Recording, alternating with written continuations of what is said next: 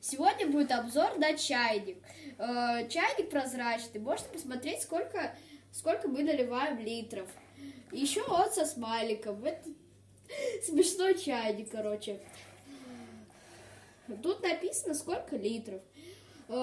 Минимум 0,5 литров. Середина 1 литр. И максимально 1,7 литров. Это когда он...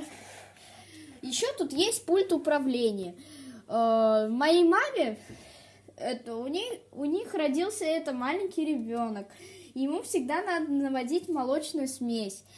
И как раз ей нужно было 40 градусов. И теперь для ней удобно. Вот, на эту кнопку нажимается, и он включается. И на нем вот здесь включается красная подсветка. Когда он выключается, эта красная подсветка потухает. Ждем, когда он нагреется.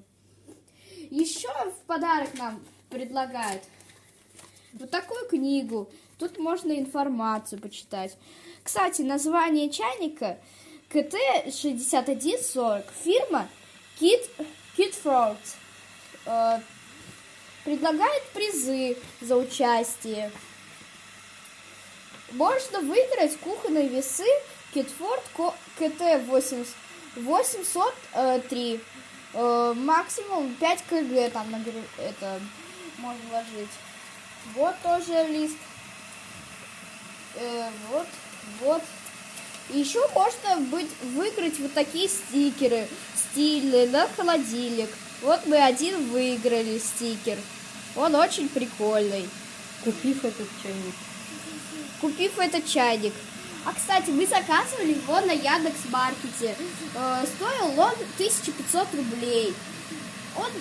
Он не бурлит до крышки. Он спокойно себе так греется.